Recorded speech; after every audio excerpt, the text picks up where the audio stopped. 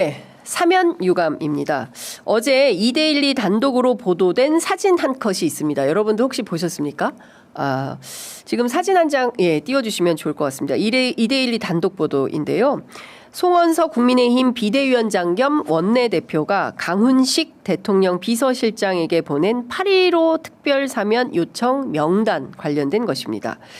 관련 내용이 좀 잘 안 보이실 것 같아서 제가 설명을 좀 드리면, 송원석 의원은 이런 얘기를 합니다. 8.15 특사 대상으로 모두 4명을 전달합니다. 1번 안상수 전 인천시장 부인 김모 씨, 정찬민 전 의원, 홍문종 전 의원, 심학봉 전 의원, 이렇게 모두 4명입니다. 이 전달하고요. 감사합니다 하고 물결 표시 있죠. 이렇게 웃음 표시, 고마움을 표해요. 그러자 강훈식 실장이 이렇게 화답합니다. 이게 다예요? 라고 묻죠.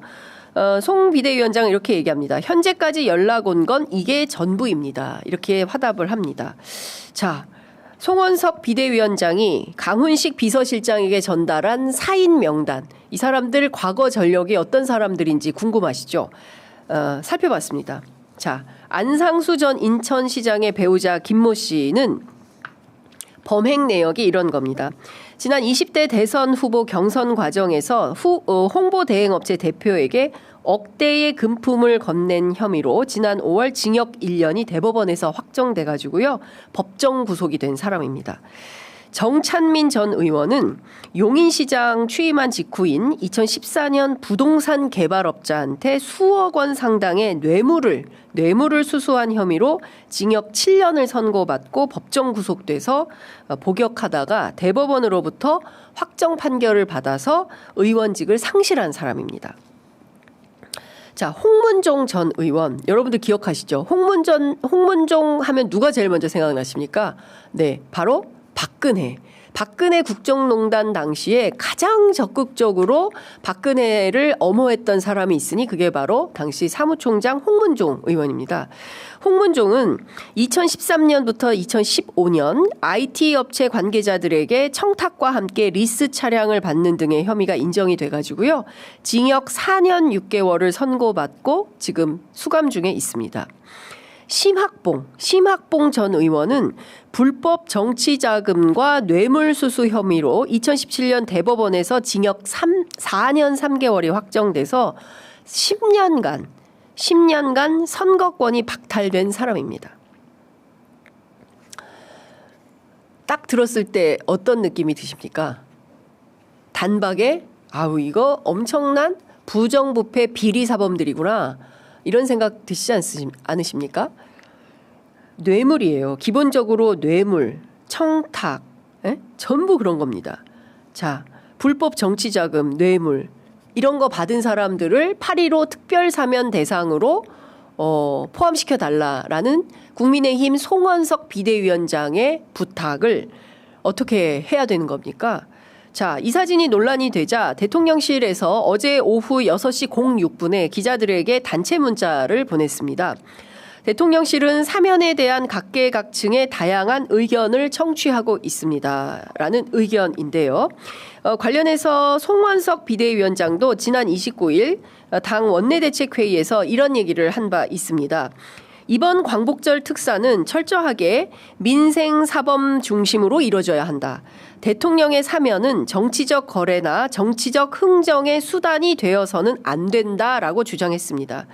자, 지난달 29일 송원석 원내대표가 당 원내대책회의에서 광복절 특사에 대해서 정치적 거래나 정치적 흥정의 수단이 되어서는 아니 된다라고 주장한 기저에는 어떤 컨텍스트가, 어떤 맥락이 숨어 있다고 보십니까? 이것은 조국혁신당의 조국 대표 사면을 하게 되면 그 자체로 정치적 거래이자 정치적 흥정의 수단이라고 비판하려고 이런 주장을 밑자락을 깐 것이다. 저는 그렇게 정치적으로 해석을 합니다.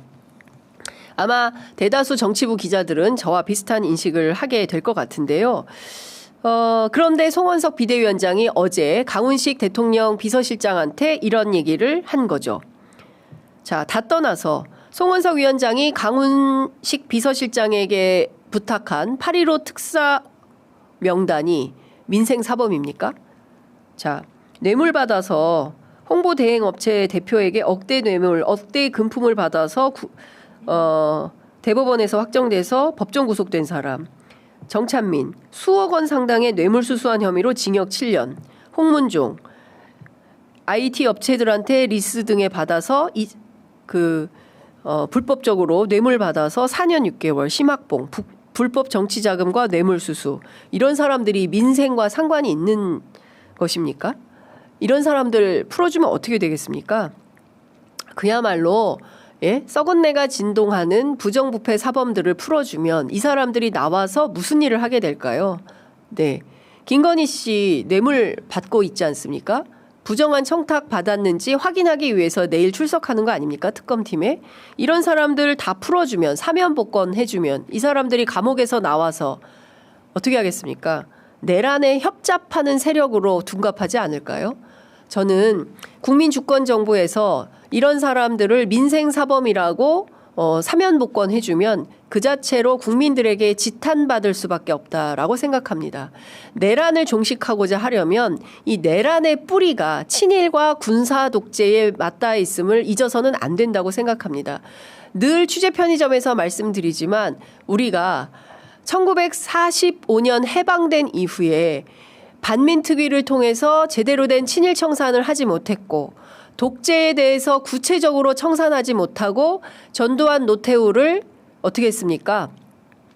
사면복권 해줌으로 인해서 전두환 죽을 때까지 5.18에 대해서 사과 한마디 하지 않은 채 눈을 감아버렸습니다. 예, 이게 본질입니다.